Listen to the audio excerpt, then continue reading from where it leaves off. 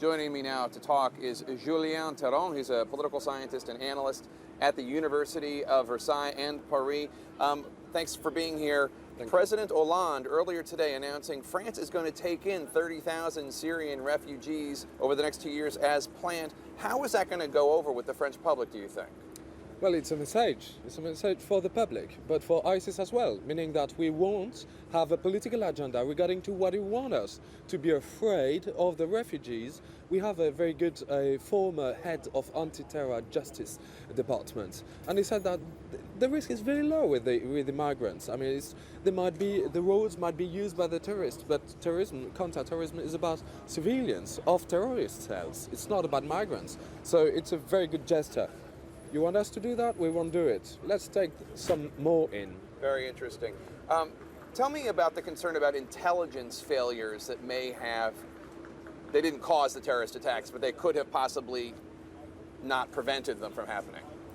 What would I say is it's not intelligence failure per se, it's more intelligence coordination failure, because we know that some of them were known by the Belgian services, or Ankara did tell us that some of them went through their territory to Syria, so we thought one of them was in Syria still, when it was not anymore apparently. So it's more a question of European integration of intelligence service. You know that we are not like the US. We do not have a FBI or CIA for a federal state. Right. We are still stayed together. Interesting.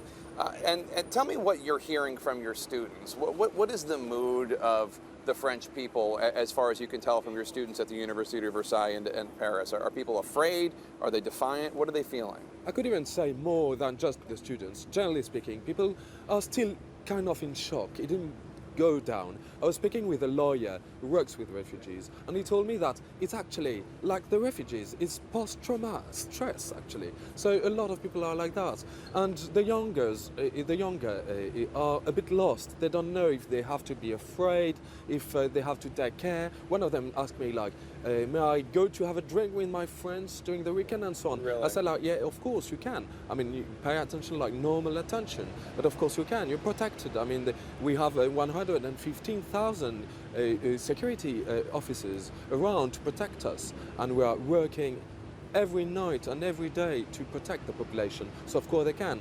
What I think will be very important is that when we'll have arrested the brain of the operation, and we will, at this moment, people might have some kind of rest. But of course, we need some resilience, because it's a permanent risk, and we have to accept that. Professor Théron, merci beaucoup.